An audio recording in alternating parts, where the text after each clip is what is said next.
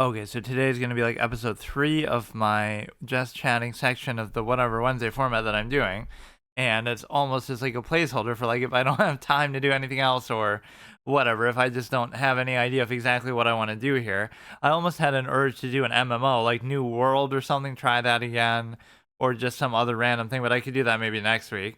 And I don't know how much longer this format is going to go on for because I kind of want to either segue into what this Wednesday format was supposed to be, which is a permadeath gauntlet of a multiplayer game. Like we did Paladin, so I was gonna do like Smite, or I did Overwatch and then Paladins, but we don't talk about the Overwatch one, Overwatch 2, and then Paladins, and then obviously we're gonna do Smite next. But then I almost wanted to do first the Nostalgia Gauntlet, where I go through a game that I played like as a kid or just that I've beaten before or that I never finished, either like any of those. Something I beat as a kid or just played but didn't finish, or something I've beaten over the years that I've never done a permadeath or hard mode run of, and then I could try to do one of that. So like any of the rareware games would be great candidates. So I could pick like one of them, and then either I beat it or I die, and then I move back to the to the multiplayer one, and then I can keep alternating those. So it'll be like a format within a format.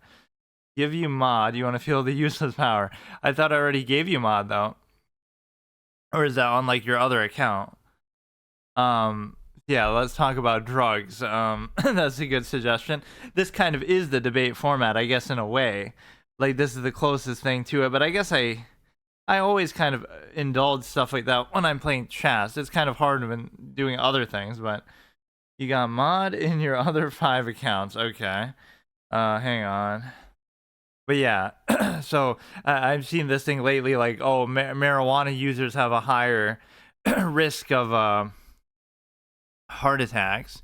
So that's something I haven't really heard before. But generally speaking, adults who use marijuana daily. Now that's the big key word. Who is saying that you have to use it fucking daily, dude? That's an extreme extrapolation.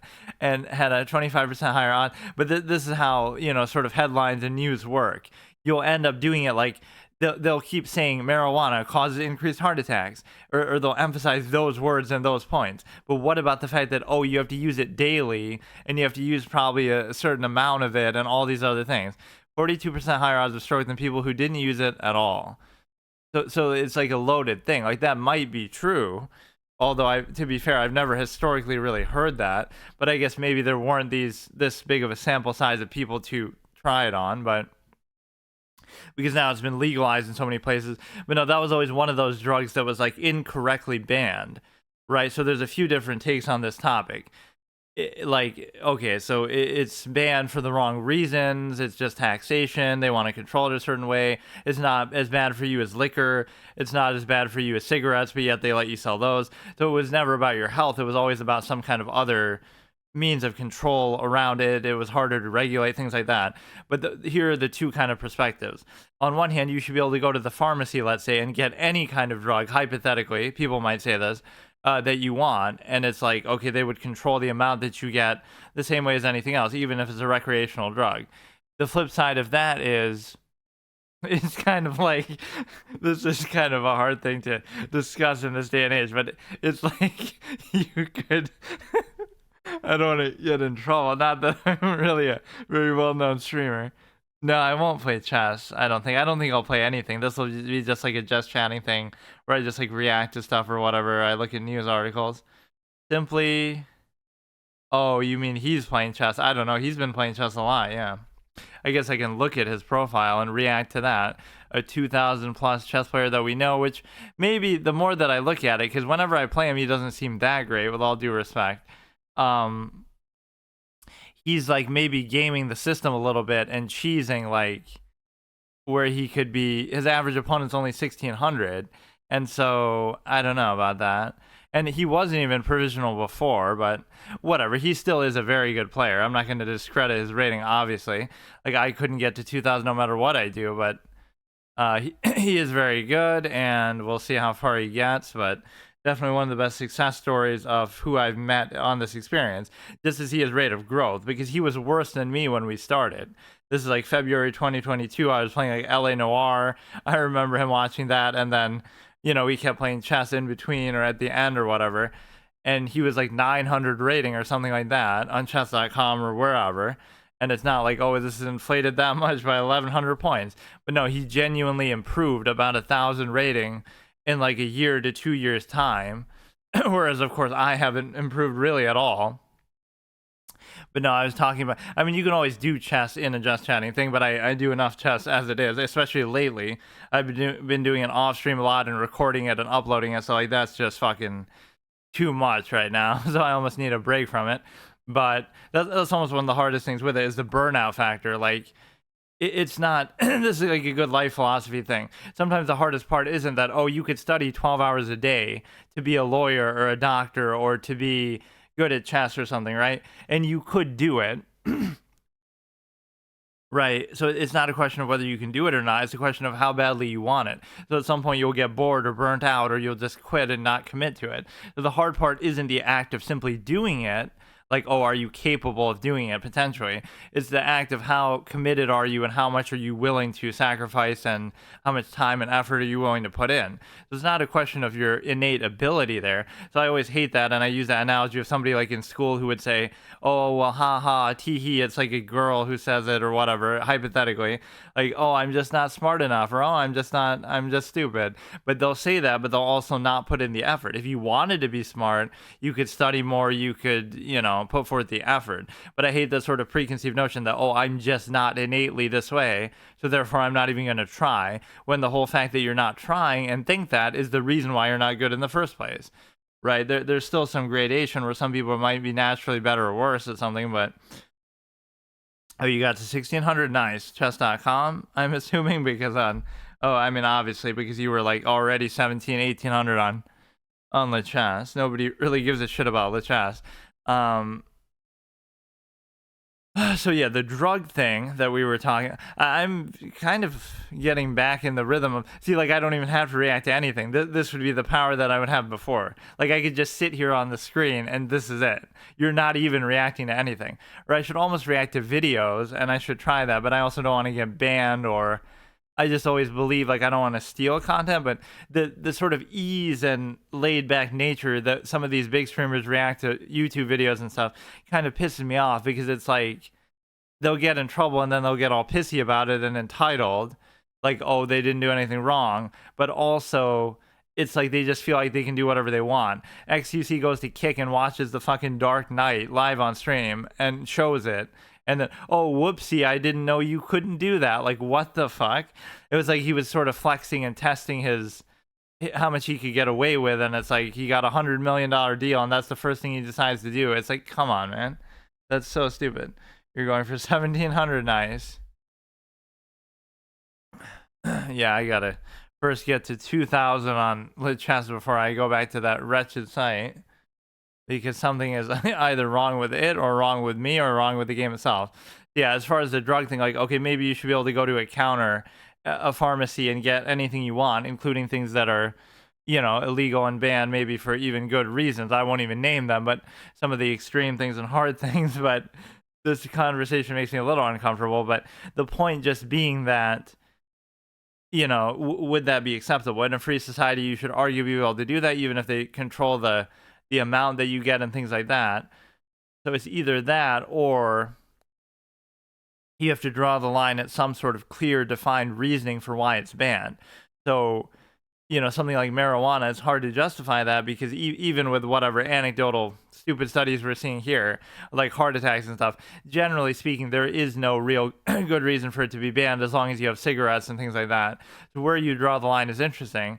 But in a truly free society, arguably, not only should you be able to get it like at a pharmacy, but you should be able to just get it, period.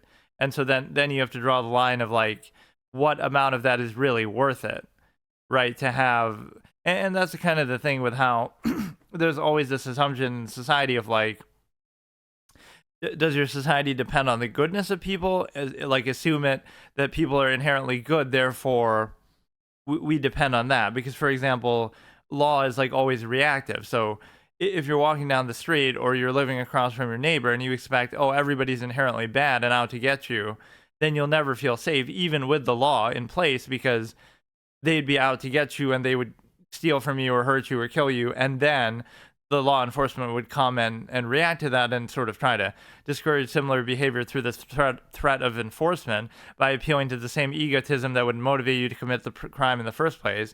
So, for example, this is always the standard that I would use in that format. Like, you appeal to the, like, for example, a person would steal or kill or hurt someone arguably for their own benefit, own self-interest. So you don't appeal to morality and say, oh, well, that's just wrong to do, and I'm appealing to your goodness. No, you're appealing to the same self-interest to say, if you do that, it will put you in jail. So that's why people wouldn't do it, even if they're indoctrinated to believe otherwise. Like, oh, you're not going to do it because you don't want to go to jail or you don't want to get punished for it, not because of any other standard. That's arguably 1700 is the surface of deep waters. I'm sure it is pretty extreme. And yeah, you have that element, but the point is that if you you appeal to the same sort of ego. But yeah, like as far as the goodness of people. But if society assumes the badness of people, right, then you wouldn't even be satisfied with that because you'd always be looking over your shoulder and you'd always feel uncomfortable. Like if you're walking down the street and somebody wants to do something to you, you would never expect it or be able to prevent it, or like if it was just totally random. So you can't really feel, you have to have at least that much faith in, in your neighbor, so to speak, or the average other person in your society. Otherwise, it simply doesn't work, right? Despite laws and other reactionary standards. But the point is that, like, whether it assumes the goodness or the badness, it assumes the badness of people to the extent that if people were inherently good by the reactionary standards that you would pose, then what that means is you wouldn't need laws in the first place. Or even if you believe in some sort of other external standard like religion, you say that, oh, well, these things are inherently wrong as decreed by God and the faith, right?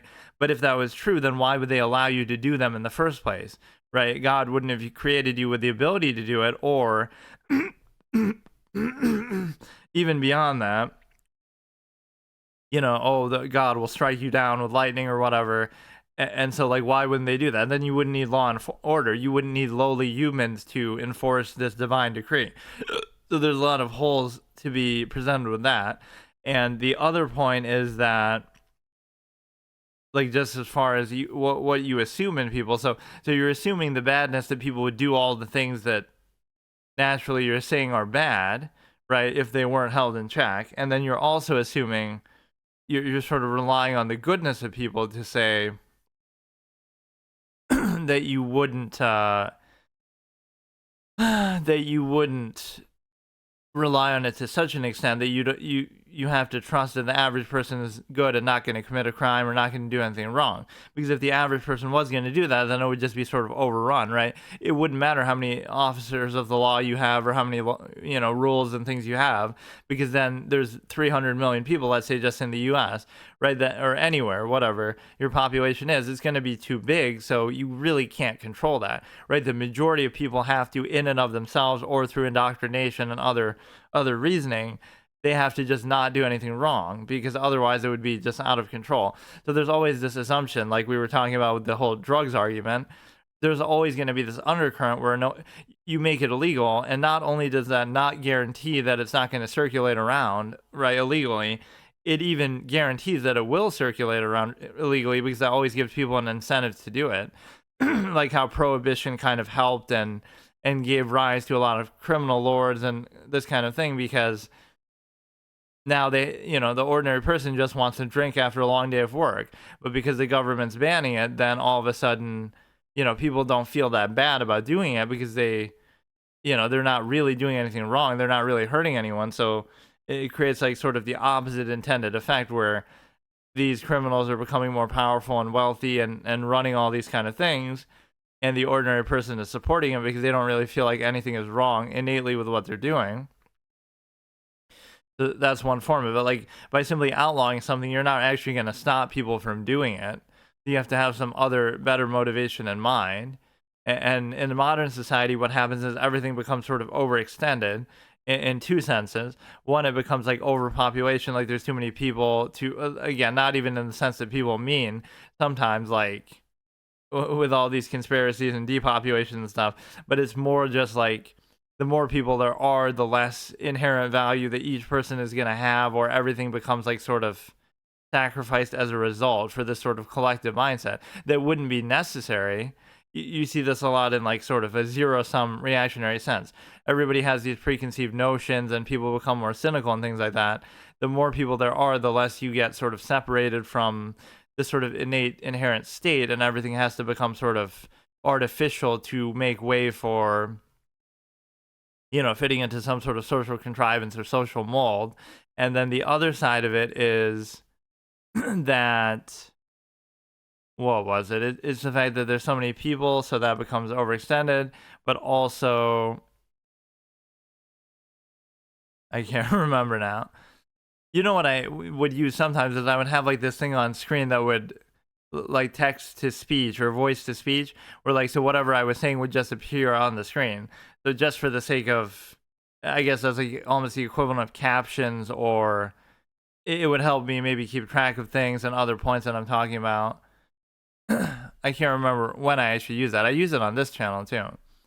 How World everybody's going crazy about, the Crow remake, just like look at all kind of random trending stuff, like Naruto. I could react to the whole Naruto series because I've never seen it. I love it. Just the most random shit ever. $54 fucking dollars for that. Kids Naruto Classic Krog. What the fuck? Why is this appearing on my feed?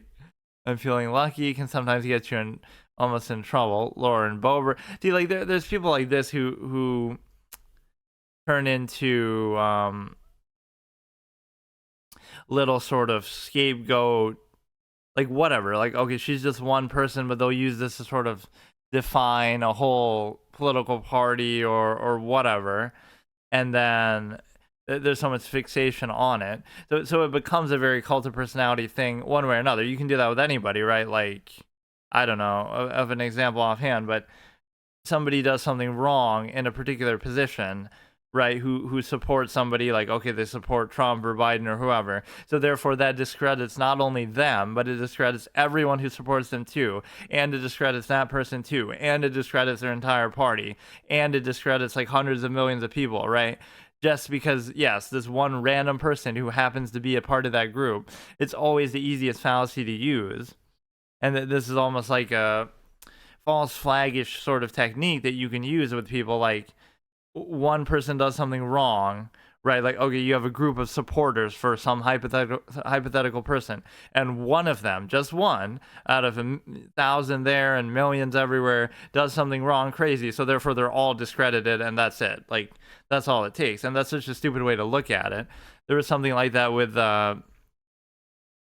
Gretchen Whitmer, like where she, I can't remember, like there was a group of people protesting something, and then one of them did something extreme, whatever, maybe something violent, or they had a gun or whatever, and it's like, because of that one person, you're letting that kind of be a pretext to discredit everyone, which is never a good standard, right? Because people are going to have like legitimate gripes or protests, or so yeah, that's the best way to shut down a protest, which unironically, you know, is the sort of thing that unfortunately is sometimes done from within or deliberately or whatever. It's like you would do, like, have one person posing as a thing or whatever, and one of the supporters or something, right? And then you just do some extreme act, then you can discredit all of them and say, oh, look at this horrible act that this one person did. Or genuinely, one person might actually do that. You wouldn't even need it to be like a plan. One person might just do some extreme action amongst all these ordinary people who are just protesting something. Now all of a sudden the topic switches from what they were protesting about to, oh, look at this horrible thing this person did, and therefore associate everyone with it. So that's one of the most base fallacies that you can ever have. That is, it's surprising how, you know, this is sort of the misalignment with the machination process that we talked about, like where the state of a technology that human beings might be at does not match their individual innate state or their state of intelligence. So if you're looking at it from like outer space, where you're like some alien species, you'd be like, wow, their technology is so advanced, it's almost as advanced as ours, or in some ways it's maybe even more advanced in certain areas, but yet their individual state does not have anything to do with that, right? So you would still fall for fallacies like this, where you don't understand something even as basic as that. Like, because one random person does something, you discredit everyone in a group that that person happens to belong to. So you're defining the group by the individual, or the equally fallacious is you define the group, the individual by the group. So, for example, you have certain preconceived notions about, oh, this group is such and such, right? This group is filled with a bunch of insert label here, and so therefore, because you're in that group, you're defined fully by it. Not that you're a person with other characteristics and idiosyncrasies and ideas, but no, you just happen to be part of the group. But that's not all defining. So you can't define the group by the individual or the individual by the group. They just happen to align in certain ways.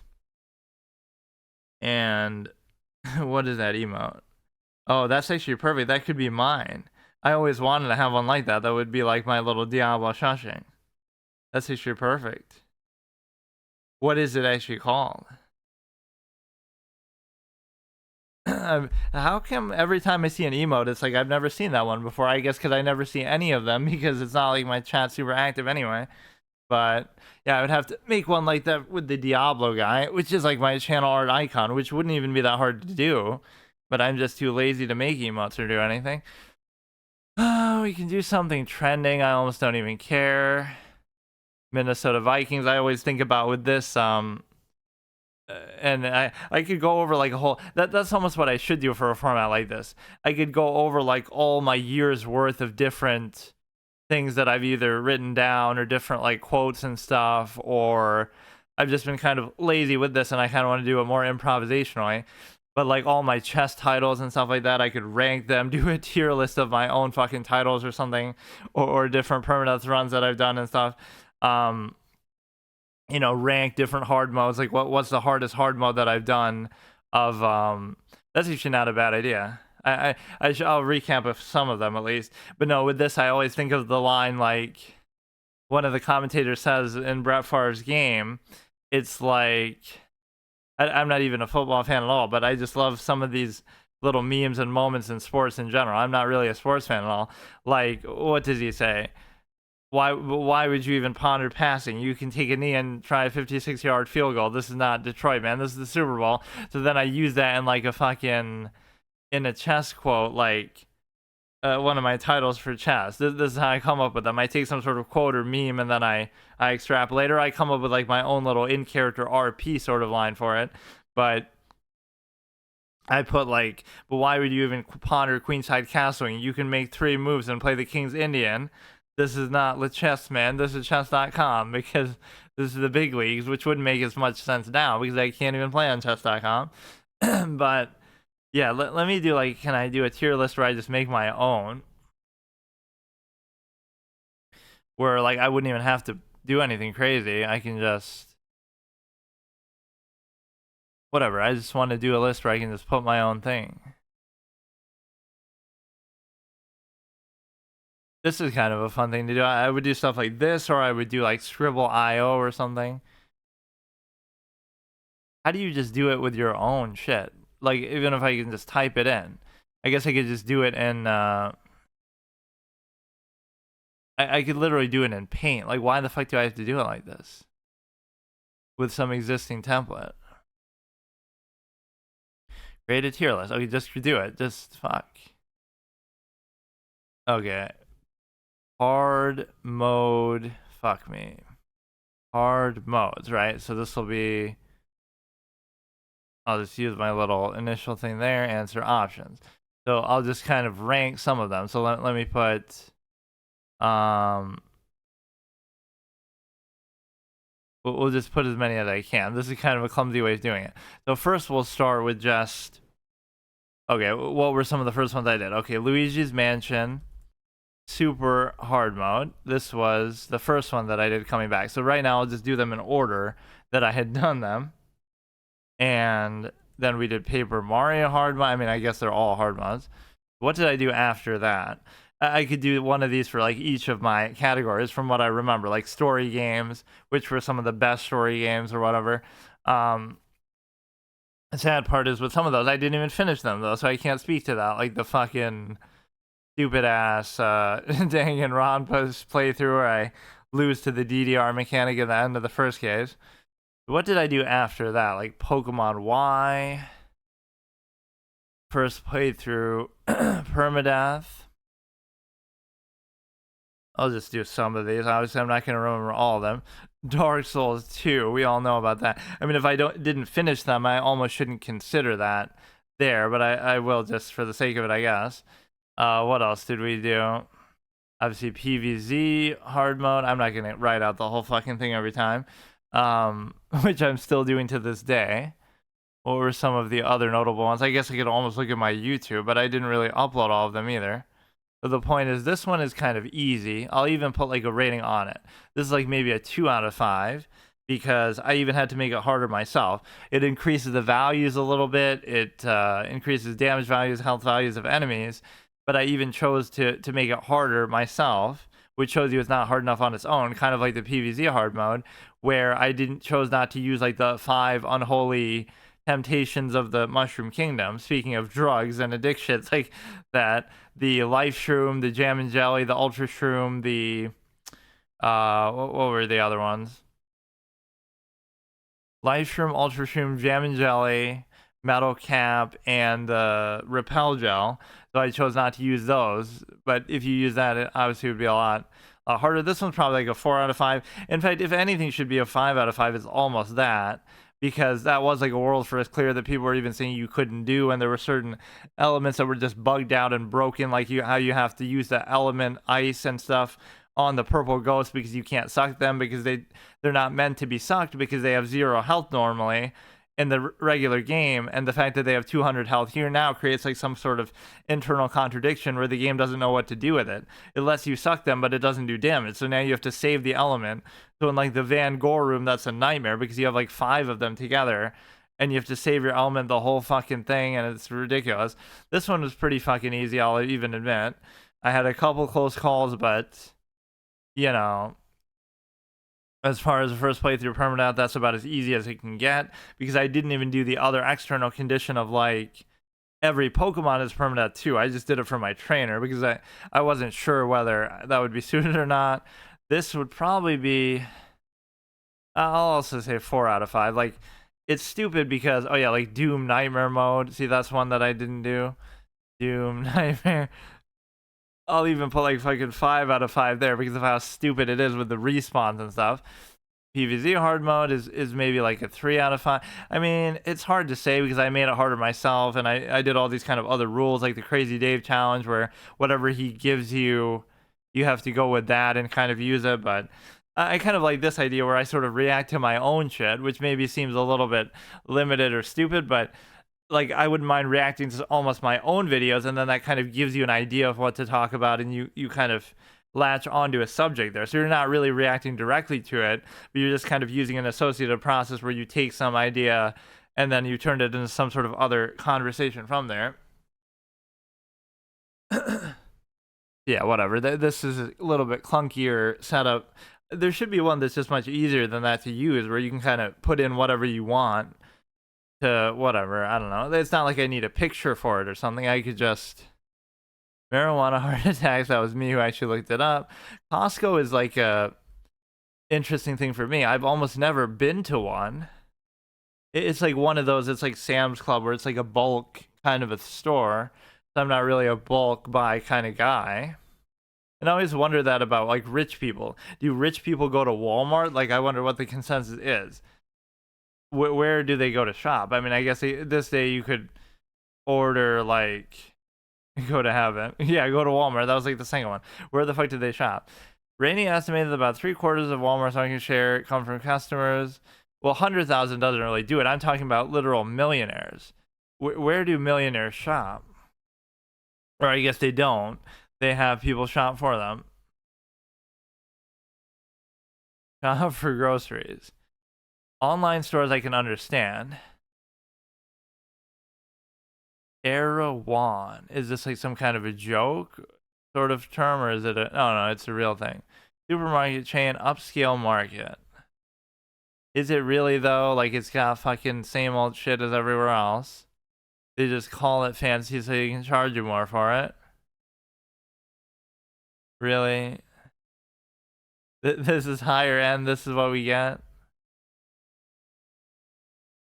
I wouldn't wish working in a place like this on anyone because it'll be all snarky, fucking even snarkier than normal retail environments.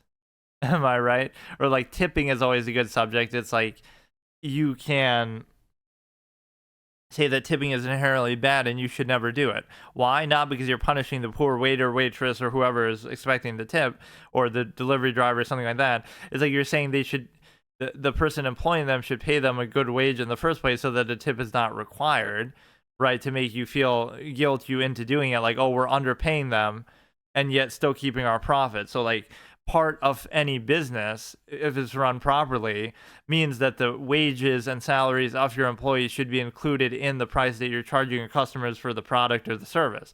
So they're charging you for the product or the service, but then they're not including the wages in that because they're just keeping that money for themselves, and then they're expecting you to front the bill. So you're not only paying for the product or service, which you would assume would include that cost, which it kind of does anyway, because they're just kind of milking it, I guess. But then they also expect you to tip on top of that. So it's sort of a subliminal trick that you're, and it's weird that only certain fields. I'm a millionaire who shops at Costco. I mean, look, dude, don't have to write a fucking article about it. So what was I doing before where like I found some sort of trend page? I kind of want to do something on YouTube with this, but I don't actually have to watch the video. I could just see, like, use it as a topic or something. Yeah, I hate how much that is done where, I don't know, it's kind of hard to explain. Like, just react to scary videos on the internet, and you can just do that and you won't get in trouble for it, except you might. Worst phobia you can have. Or these shorts are kind of good because there's so many triggering stupid things that people say with such certainty and sort of hot takes. It represents the lowest common denominator in such a clear sense. Like, let's just do a hot take that's like 30 seconds long and that'll get 1 million views, even though it's like very reductive and narrow, and like all women are this and such, or all men are such and such, and it's like there's 4 billion in the world. It'd be pretty hard to make that claim no matter what the fuck your statement is, but yet people always do that. The one scary kind of thing I actually do enjoy watching, I was doing that like maybe not last Halloween but before last, is like these scary door cam videos, because those actually at least feel authentic. Like it's somebody's like Ring doorbell and it's like somebody trying to break in or do something. That's at least kind of fun because, you know, obviously as long as nobody gets hurt or whatever, but that's like better than some of these fake stupid shit things that people put up. Oh, it's like a ghost or something. At least that's real, where you get a sense of some urgency or whatever. So that's one of the rare things like that that I enjoy at least a little bit. But, or, you know, I was saying this about some movies before, like you get like an original movie like Rocky or something, right, from back in the day, and that's actually a subject I haven't talked about a lot, considering my whole film critic history and stuff like that. But the fact that I used to review movies and everything, but like you get an original screenplay like ugh, I can't talk.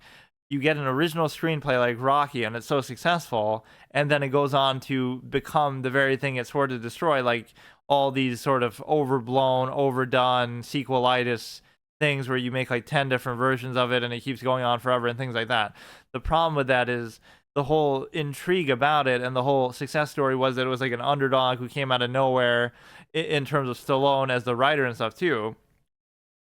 It's like this original idea, but then as soon as an original idea is successful, it becomes an unoriginal idea, because then they sort of milk it and make a whole series out of it. So it's almost like you wish something like that would have been less successful, still a little bit successful, right? Like moderately enough to keep him in the industry and keep him writing. But then he might have been more of a writer than an actor, and he might have actually had to write more inventive and creative scripts and stuff, instead of just, again, kind of milking the same franchise over and over.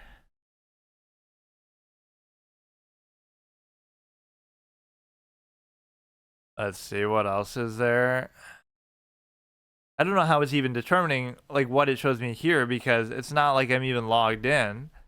So it's just fucking random. Or they added this new feature like where it's choose your color, red, green, or blue, and it'll show you videos that have red, green, or blue in them, like on the thumbnail. That's just a stupid feature. That's just so random. I remember there was a better way of doing this where like it would just keep going forever. But maybe they got rid of that. Like it would say for you, and then it would just show you like a million different things. But I think it's not, yeah, see, at some point it comes to an end here. But I guess just by reloading it, you can find something else too. Yeah, there should almost be like some kind of a resource, like a free marketplace type. You know how there's like royalty free music. There should be like React Hub. What can you react to on Twitch? And it's so vague. With watch parties, Twitch communities can come together, watch, react, and discuss any movie, TV show. But even this I don't get, because would that mean that you can show it? I still don't think you could show it. You would probably just watch it and... What the fuck? You're trying to tell me if I watch parties, Twitch communities can together watch, discuss movie, any TV show, Amazon Prime directly on Twitch. Watch parties currently available to all creators on desktop, web. It's kind of weird. That is actually kind of the sort of thing I would want to do, but that seems so weird. Like you traditionally wouldn't be allowed to do that. Or I guess it limits you to their library, but that's even still probably pretty big. For streamers, setup, yeah, we know how to fucking stream, dude. Been doing this for like fucking 10 years, even though that's a bad flex, because it's like, oh, look how obscure and still unknown you are. But I guess part of it is that sort of naive innocence at the beginning, that you don't really think about it in the cynical way, like you're trying to get something from it. But launch your streaming app. Okay. Disable all audio sources and videos except your webcam and mic. Yeah, what webcam, dude? Resize your webcam to fit the entire canvas. This one, oh, what if, yeah, that's the whole point. What if I don't want to show that? Webcam fills the video player above chat. I'll have to do like a VTuber thing because they're encouraging cult of personality, case cam, facial expression reactions. And the reason why is because, yeah, that's your form of content. If you don't have that there, then you're not allowed to do it, because then it's like, oh no, you're milking the content. But if I make some stupid shit face expression, oh, that justifies it right there. Like, are you serious with this kind of thing? At least if I'm just talking over it, that puts a little more onus on the thing. Like, oh, I have to be so insightful. I'm literally Roger Ebert Jr. over here giving my fucking film critique. Content rented are not supported. So what? Watch Party's catalog is included with your subscription, or browse a curated list below. Yeah, like all you would want is for them to be super clear with what you can and can't do. Right, it's not content safe to stream and watch. You are already entitled to watch this content with your Amazon Prime subscription through the Watch Parties feature. Just be sure not to use your streaming app to capture the video or audio. Well, what does that mean? Be sure not to use your streaming app. But isn't that what we're talking about? That's the whole fucking point. Or is it to imply that, oh, I get it, you're not showing it. It does it. I think I get it. You're not actually showing it yourself. What you're doing is you're watching it, and then I don't know, actually. Then people can click on the thing, and if they have the subscription too, then they can watch it like that. And then somehow it'll just control like maybe what part they're watching. Like it'll timestamp correlated to, I don't fucking know how it works, but whatever. That is kind of a cool general idea, but it makes it at least better than... But that's basically what I do anyway then, or what I would do. Like I would put a timestamp and just show like, okay, this is what I'm watching, and I'm not actually showing anything from it, but I just put the timestamp. Like I could watch anything in the world right now, and that wouldn't be against the rules of anything, I don't think, because I'm not showing it. I'm just showing like, okay, I'm at 10 minutes now. There was that one show I wanted to watch, like Lane or whatever, where she's, yeah. This just seems kind of cool, the art style and everything of it. 1999. Serial Experiments Lane. I haven't seen that many anime. Or maybe we should do this anime tier list, but of course, so many of them wouldn't matter because I haven't seen them. So it's kind of hard for me to even say that. Like, I would have to make my own and just input the ones that I've seen, which again, I fucking can't. I can't do it, those, because I don't know how you make one. Okay, like which of these have we seen? Okay, Full Metal Alchemist Brotherhood is amazing, and the interesting thing with that is the 2003 series is so good too, and I feel like that one's become kind of underrated when you think about it. Like it was made early on in the manga before that was even close to being finished, so they kind of had to extrapolate and just pull shit out of their ass to try to, string together a full story, even though it wasn't done yet in the source material. So that's the advantage the Brotherhood had. But Brotherhood has one fatal flaw that maybe people don't realize. It'll have a lot of these serious, tonally strong moments, and then it'll break it up with humor. And they do that over and over way too many times. They don't need to do that. Sometimes you just need to let that serious moment sit and simmer, and that's what the 2003 one did a lot better.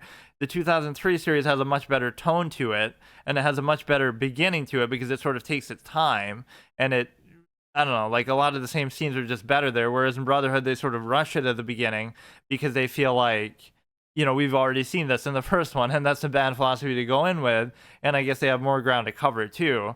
But no, the tone of the first series was much better, despite the obviously the story and the content of the second one being better because it was completed in terms of the source material. But I almost just wish they had that. Code Geass is very good. Code Geass I'll hold. Wait, what happened to it? Like, let's see, which ones haven't we seen? Probably most of them. I haven't seen Naruto, and I won't even count if I've. Darker Than Black is one of my favorites, though.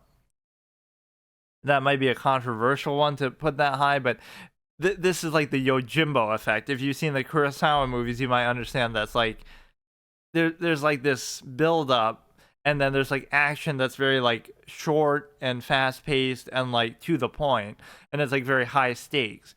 So like there's so many moments in that with game theory. Like there's one of the coolest moments in all of fiction history where it genuinely, like, as a viewer, I could not figure out what was going to happen there. I guess it's a spoiler for it, but it's fine. Like, it's an old series.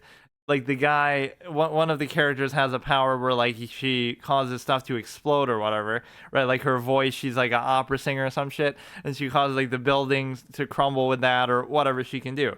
So she causes him to have a heart attack there, and his power happens to be electricity that we already know, and so he shocks his own heart in that moment, and it's like, it's such a quick thing, but, like, it was so unbelievable, because you would never think that. That didn't even remotely occur to me, and it's like, oh, he's dead. He just fucking... he's having a heart attack and he's just dead. There's nothing he can do. So to convince you of that is so good. But no, it has like these very awesome, quick to the point, high state. It's like the opposite of Dragon Ball Z, where they drag out the fights for fucking ever, which has its own advantages too. To be fair, now I'm gonna get banned for showing Inception or something here, even though I'm not really wanting to do it, and I don't really believe in ad block.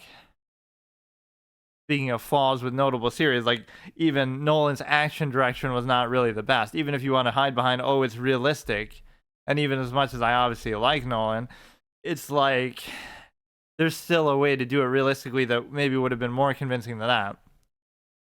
Yeah, they're like very fast paced, to the point, high stakes, all or nothing kind of fights where it feels almost realistic in that sense that like either you're going to kill them or you're going to die, and it's going to happen very quickly and very efficiently. There's no bullshitting around for like 20 minutes. None of those fights last like long at all. I'm assuming this is Dragon Ball Z. I mean, what else could it be? But I don't know. See, this always gets credit for animation, and it's hard not to give that an S because of its impact, but I'll actually give it an A because it kind of is caught in between like so many good things and so many bad things. The animation for the time was obviously revolutionary. The characters are very well done for the most part. The story is okay. I mean, it's an action series, so I can't hold it against it that, oh, it's too much action, but it does have some pacing issues and things like that, even if I like it. What's ironic is I actually kind of like GT's pacing a lot. So when people talk about Kai, which was the kind of, it was them trying to kind of shorten and make it like more sort of streamlined Dragon Ball Z, it's almost like GT showed you what that should have been like because it covers so much ground. Even if you don't like the content in GT, which a lot of people shit on and think is terrible, it's probably at least better than Super, although I've never seen Super either. But no, can I fucking get rid of this, dude? The point is that you're basically in a position where you feel like, what do you call it? Like you're streamlining. You go through Android 17 and the Shadow Dragons and all this kind of random stuff, right? But it's doing it quickly. It doesn't drag out any of these fights for like 20 episodes or something like that. So it at least had the right idea in terms of pacing. Some of these I can barely even see what the fuck they're supposed to be.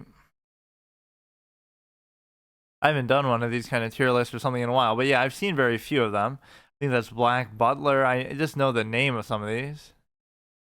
Hunter x Hunter. Yeah, see, there is so much React content online that you see of stuff like this. Like a lot of these series are kind of hot for that, and it almost incentivizes something weird. Like people will build up their channel and react to all these kind of things, and even show the full episode and video and stuff. And I get that that's popular, and people aren't really watching it necessarily to see the stuff for free. They've probably already seen it, but they want to live vicariously and see, not have to watch along and not worry about that. But the point is that they'll build up their channel and build up a following, and then even if they do get in trouble and get banned, it was still kind of worth it to them because now they've already established themselves and they'll find some other way to do it. And I thought we already saw Code Geass. I'm not gonna like do it by season, like it's just Code Geass is the thing. So this is the definition of an A, and the reason why is because it kind of falls short of like, it's a series that seems very good at first glance, and it is very good, but it's like, it falls short of truly being what it could have been, because a lot of it is just like sort of window dressing. A good example is a lot of it, like the crazy plan moments, like, oh, Zero's so smart and Lelouch is so smart, and so he has all these plans. It often just comes down to he's losing a battle, and then he has like some special button that he presses or some switch or preparation that he made that causes like some environmental thing to happen, like the buildings collapse or some whatever avalanche happens or something that he caused to happen that way, like the fucking volcano erupts. Like it's almost like a Deus Ex Machina. You can give him credit that he's always so, always mind your surroundings. Speaking of Christopher Nolan, the fucking line from Batman Begins, like he's very aware of that and good at that, but it's almost just window dressing. Like the final fight between Schneisel and Lelouch is kind of like that. They're both just sitting there saying, do this, prep for anti-air combat, move the nightmare here. It's like none of it's with any context that makes you really appreciate it. It's just sort of there. It's almost like how chess is shown in the Queen's Gambit, like where it's just shown for the sake of being shown, but it's not like there's nothing that audience can appreciate. And you might say, oh, you have to be really knowledgeable, but nobody would ever argue that from a writing standpoint. Pretend it's a game that doesn't really exist, and you're just kind of appreciating it in the context of the story. So you would go into a game and you'd already have some pre-established storyline, like, oh, this guy's really good with knights. So then when you see him use the knight, then she's kind of nervous, and now you got to counter that, and you got to trade it off, and if you do that, she's going to have an advantage. So it has nothing to do with the game itself. It just has to do with the story that you're trying to tell with it. So you go in with something, but they didn't make any effort to do that. So I'll put Queen's Gambit at a fucking F, even though that's not part of the anime thing here. I thought that was a real disappointment. Basketball thing, I don't know what that is. Yeah, the vast majority of these I haven't seen. And what's interesting is the one that I have seen, I've probably seen like multiple times.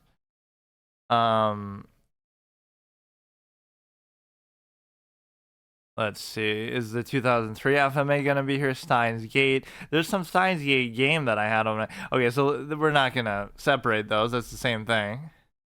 It's just like season 1, season 2.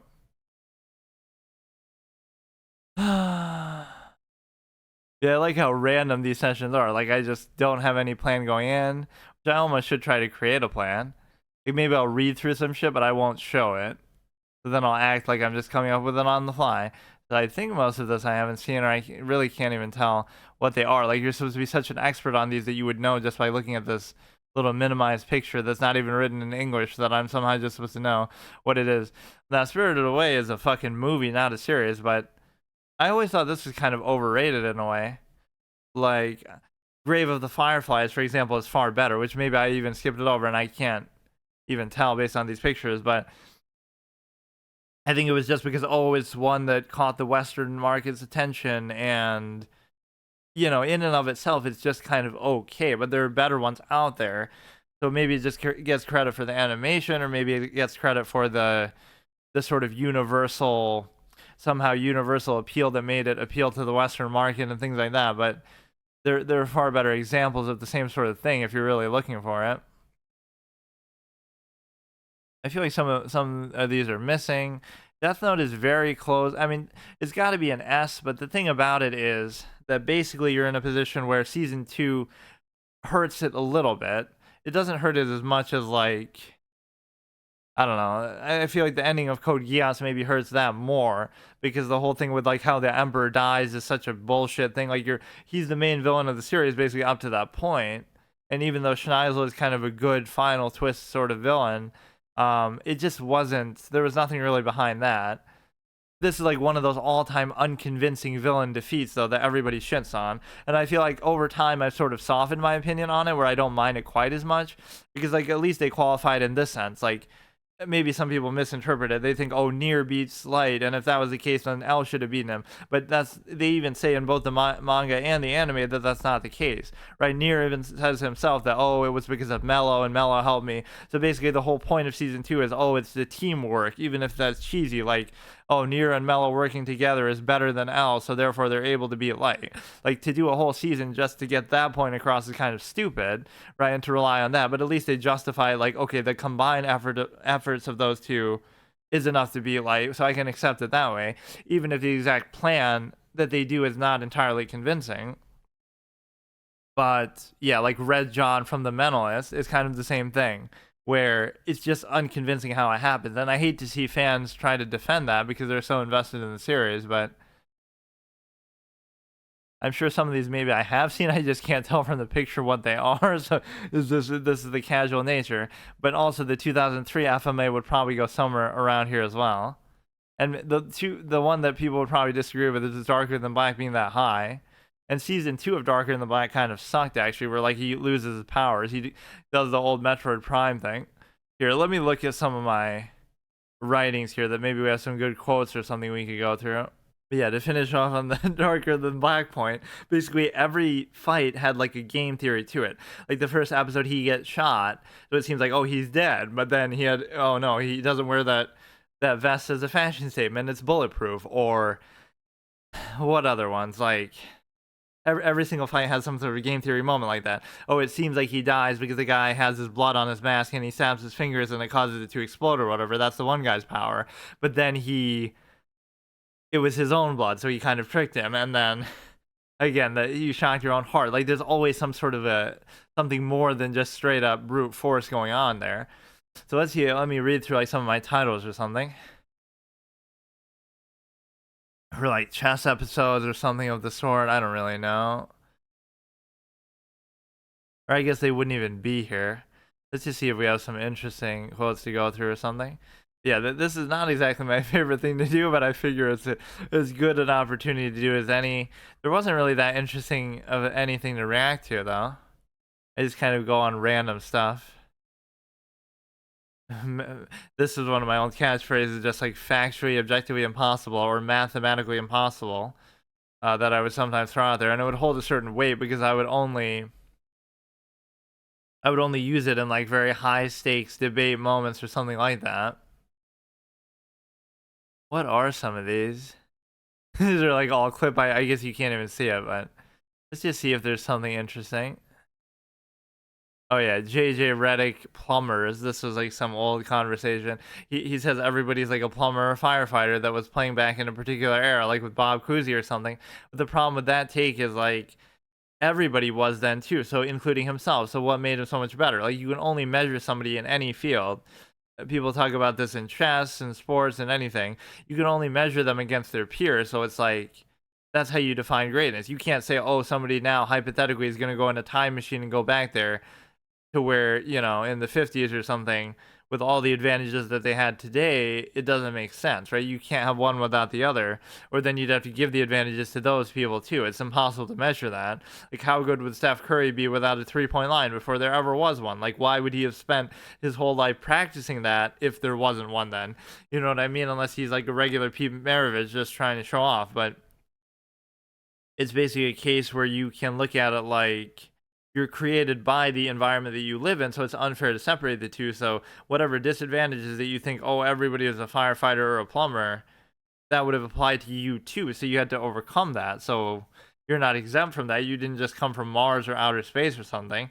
And so whatever made the era weak would apply to you too. And it's even like there's some sort of fallacy with that. Like people think in the last 50 years of human society, everybody's just magically evolved to be like way, superhuman compared to these people only like 70, 100 years ago. Like people haven't changed that much. Let's see if there's anything interesting here. These are all like going back to my like very beginning, talking about like Paper Mario hard run and stuff, my second series. Don't give or take respect because of age, but because of ability. This is like some random quote. I do have to make like a list of some of these at some point. I had some pretty good lines that would come about, whether it be because of that format or just otherwise. Getting coached by a chess prodigy. This was Pendle. Just to see if Pendle and Little Fire Rat, if I wanted to upload those, just reminding myself of those notable moments. I had done that Hamumu hard mode kind of gauntlet as my affiliate, or no, it wasn't my affiliate celebration stream. It was like my 100 follower stream. Hardcore gamer losing to games without. This is a title. Without failure states. Oh yeah, I was gonna show some of those. Contradiction, Professor Layton, because I lost to the puzzle. If you're there, you're there. Majora's Mask, the kind of some sort of hack that's annoying. I couldn't figure out what to do. Fair retcon. It's all just kind of random shit. Gotta be something a little more interesting to react to. Yeah, this goes back like all the way to like 2022. One of the most frustrating moments in Ace Attorney history, lost to a lantern. Good thing it was only that was like case 3 in Spirit of Justice. I can't even remember what exactly happened. Like I highlighted the outside of the lantern, but it wants you to highlight the inside of the lantern. Like you're still close enough that you get the same point of what you're trying to talk about. And so I didn't click it right dead on it 100%. So then I thought the whole time that it must not be the lantern. But oh no, I just clicked the wrong part of it. You just had to be more precise. You left me alone, but with my thoughts. The biggest mistake they ever made. Perhaps that's just a taste of being. Upon hearing something like, I don't know what that is, like some sort of short story thing. Like the person staring at a wall in their prison cell, and they're just as satisfied and entertained as somebody staring at their computer all day because their imagination is just so good. So the real prison is your mind. So it's like, it shows you a certain power. You would think, oh, that person's crazy, but really their imagination is just so good. So why, to them, you can't really put them in prison because, they are living in their mind so powerfully, and their imagination is so good that it doesn't even bother them too much. All this sort of triggering fanboy stuff to do with Star Wars, like people always like the prophecy, how they try to talk, oh, Anakin's still the chosen one, it's just that he was meant to kill the Jedi first and then destroy the Sith and bring balance to the Force by throwing, so he has to first help the Sith and destroy the Force, or destroy the light side of the Force, whatever, and then he'll come around one day to kill the Emperor. So like it's a really roundabout way to try to justify that. It's the much too vulgar display of power if I ever studied chess, because I'm the human calculator after all. Some of these getting triggered by Botez, cult of personality, for XXX minutes, so I could make a compilation of every time I mention that. Magnum Carlos should be thankful I don't play chess more often. Let's see. Long for postulate. The death of streaming gaming is making it like a tool to just be consumed, just content. So some of those notable occurrences like GTA RP or Among Us is not even questioning whether those are legitimate forms of content or whether something you should do, or just sort of fads that people are doing as like a one-off thing. It's questioning the fact that those same people wouldn't have done it before, or maybe don't do it in the future, but they just do it at that time because it's catching on. So they're not driving the bus, as like Charles Barkley would say. They're just bus riders. They're just going along with what's popular. They're not pushing it or innovating it or coming up with their own sort of formats or anything like that. We have some of these references to making this was always sort of a fun format that I would do, although I guess I didn't do a ton of it, but like making games multiplayer or two player that are actually single player, like Pokemon Coliseum, where each player commits to controlling like different ones. Like every time you catch a Pokemon, you get to decide. So like they got to decide, okay, I want this one, then you get the next one, something like that. And then it's every battle is a double battle, so you would either have two controllers and you could somehow make that work, or you just pass the controller, so everybody controls like their own Pokemon and different sets of them and stuff like that. And like Fire Emblem, where each unit you know, you split the units down the line and say, I control Ike, you control Titania, you control Shinon, I control Gatri, something like that. So it kind of does work, especially in a couch co-op sense, like where you're sitting right next to them or something. And let's see what else. It's not over till the Ojama trolls in my Yu-Gi-Oh! Finale series there. The children of Goldshire dueled with more ferocity, which I guess at least for that one we can show off even a piece of art to go along with it. Of course, and then we have the alternate one there. I just can't think of like what else even to I can do with this. It's just so random. There's nothing I can really do of substance. Let's just look for like trending stuff here. Trending searches. They always have to do with fucking sports.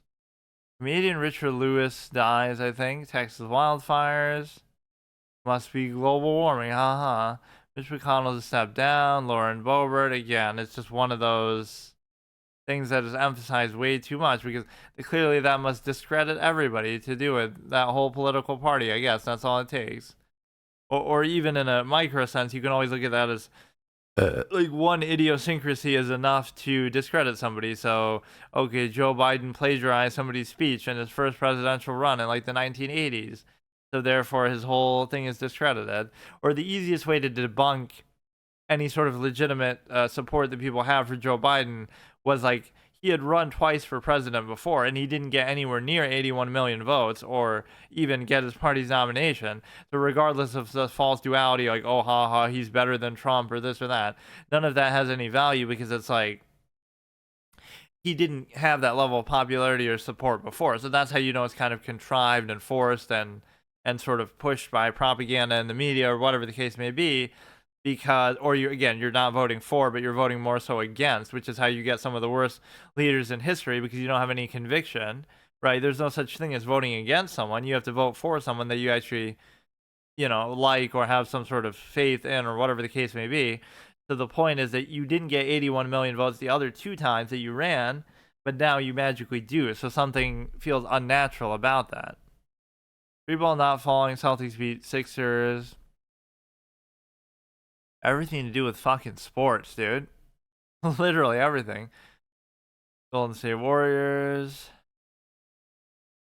Taylor Swift, Travis Kelce, everybody getting triggered by that, which I think there's a fair take with that. It's like, it doesn't mean that, oh, people are hating on Taylor Swift. It just means like they don't want to see it forced into something that has nothing to do with it. But again, anybody will hop on that bandwagon if they feel like they're drawing in support or views from that side, like, oh, people will watch it because they like Taylor Swift, not because they actually like football. So that's the biggest normie way to do it. You'll have people watching just for the ads. You'll have people watching just for the halftime show. You'll have people watching just for Taylor Swift. So even more than normal, because again, a lot of the time normally people just watch for the ads or something. It's even more worse than that, because now the rest of the people are watching for fucking Taylor Swift. What's trending now? Okay, we've seen that. We can sit here and see it, how it changes. I can't believe, like, this is just overall, like, everywhere, or what? Who is this interested in fucking sports? Sometimes I like them just on a surface level, but come on. Donald Trump, Supreme Court, polyfavoritism wins again. That you have sports higher than anything to do with this, but this is a bit of a fucking circus itself. To appear on main primary ballots. There's that whole discussion we had with somebody in one of these just chatting streams that, again, it's like the whole trying to discredit him or prevent him from running. If he's as bad as you say and you believe in social Darwinism, then you should think that nobody should want to vote for him anyway, or that he should lose anyway. Or again, people will felicitously vote against rather than voting for somebody that they actually have conviction in. And so therefore, I was just kind of pissed about it because I felt like it was a perfect opportunity to vote for an independent. If everybody's just mindlessly like, oh, I think one guy is bad, so therefore I'm going to not only not vote for them, but I'm going to vote for somebody else just to sort of spite them and, try to beat them effectively, then at least vote for an independent rather than the other dominant political party. So this is where the media plays such a big role, because people will kind of go with that because of it rather than, no, let's just vote for an independent. Let's just vote for Joe Jorgensen or somebody. Then you have nothing to lose because the big bad guy that you were saying on the other side is also gone. But then you also go in a different direction. If you can't decide on who you want, you're at least doing something a little bit different. Year in search. War in Israel, Gaza, Titanic submarine. Yeah, there was the old joke with that, even though, whatever, rest in peace and everything to the victims. But it's like, you name something the Titanic. When will we ever learn? Like, that's setting a bad precedent. Hurricane Hillary. I haven't been this nervous about a Hillary since the 2016 election. Speaking of fucking politics. Jeremy Renner, Travis Kelce, Tucker Carlson. Again, another one of these people who get so much, let's see what it is over this. Like, what is specifically trending about him, though? Like, again, it's almost like shooting the messenger. He's just a fucking quote-unquote reporter, but to whatever extent that he would be biased and so forth, it's still like, why is Matthew passings? But this is from the whole year, so that's why it wouldn't be one specific subject about them that they're talking about. Brock Purdy, everybody making fun that, I don't know, like people are either being too hard on him or not hard enough. Menu, haven't seen. Anya Taylor-Joy, no one will save you. No one will explain it to you either. Ha ha ha. Hogwarts Legacy. Doesn't mean it was really the top game. It just means it was the top searched for game. Kevin James, Ohio. just Ohio. That's great. I don't know what the origin of the Ohio meme even is. Like, why specifically this? And this is before the train. Of all the states, why clown Ohio? Combination of two things that have already been suggested. There are always states that people joke about. Okay, one of the regional jokes, TikTok a year ago. I don't know. Nobody has like a good answer for it though, probably. I always would make fun of like Australia more. Barbie, Oppenheimer, Sound of Freedom. Again, the people made this somehow political because it was like, I don't know. Somehow I don't see what would even be really political about it, but they were somehow like, oh, the fact that it did so well is a political statement. Lasagna soup, pumptini, all these random fucking things. TV shows, The Last of Us, Ginny and Georgia, don't know what that is, don't know what that is, don't know what that is. Obviously Wednesday, we know from, I haven't watched a TV show in like a super long time. Or I almost had an urge to like try to watch the fucking Star Wars TV shows, of which there's so many, but I mean like more so even the older ones, like the Clone Wars or something, just to sort of react to that and clown George Lucas even more. Roman Empire trend. There's like some stupid thing like, oh, the average guy thinks about the Roman Empire at least X number of times a day. Women asking their husbands or what? Yeah. The men's answers are ranged from a few times a month have shocked the women and gone viral on TikTok. But how could you not think about it when in modern United States, at least, because that's exactly the trend you're going on, like losing to breads and circuses.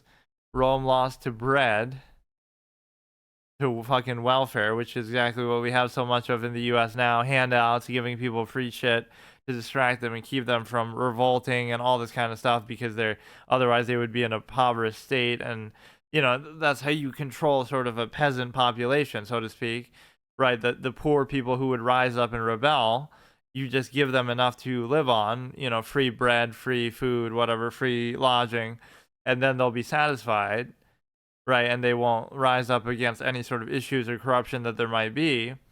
Whereas otherwise, that's the only way to really get people to be motivated when it directly affects their own personal interests and whatever survivability there. Lakers is fucking always gets special media treatment. I think I looked at the same exact thing before too, because obviously it was we only started doing this whatever Wednesday again, like obviously this year. I can't remember exactly when, but we've done at least like probably 6 or 7 episodes of it by now. There's just nothing like really interesting to react to. Only thing I would have to do is like actually steal somebody else's content and react to a fucking video. Or again, I could react to my own. Or if I do this again, I won't do it next week, obviously, but I should have like a list of stuff at least prepared, either topics or some kind of a again list of like previous good quotes or something. I should have like some sort of theme to it at least. But no, I almost use like chess as a fucking just chatting category too in a way. But yeah, let's end off with like some sort of fetish discussion, since that was my area of expertise, like how I gave the seminar on it one time, just like how the open-mindedness around it was you know certain things are stigmatized, but then you realize, or forget about even fetishes, then like just sort of idiosyncrasies, like everybody has some sort of weird or idiosyncratic quality to them, and so therefore because everybody has it, it's no longer that weird, even though everyone might have a different one. So it's like whatever some weird quality you might have, right, you won't feel as bad about it because you realize, oh, someone else has their own weird quality, so they kind of even each other out instead of acting like one has to be defining. And I don't know, once you realize that sort of thing, then you don't feel as sort of vain about things, because it's like everybody has some sort of flaws or something by whatever standard you want to use, and so therefore it's not that big of a deal, because then okay, you realize you have yours, they have theirs, so then it's not like placed on some special emphasis, instead of like, oh, everybody thinks everyone's perfect, and then one thing comes out and it's like, oh my goodness, this person actually has a flaw. That's kind of what cancel culture is based on, to the extent that like, oh, everybody's perfect, and then all of a sudden they say or do one thing that's bad, and now let's cancel them for it. It's kind of like you live in this fantasy world that that's the case, that everybody's just perfect and flawless. But when you realize that everybody always has flaws, or some objectionable opinion that you might not like or agree with, then you learn to live with that, instead of trying to live in some fantasy bubble where everything is just perfect and everything has to be curated for them and stuff.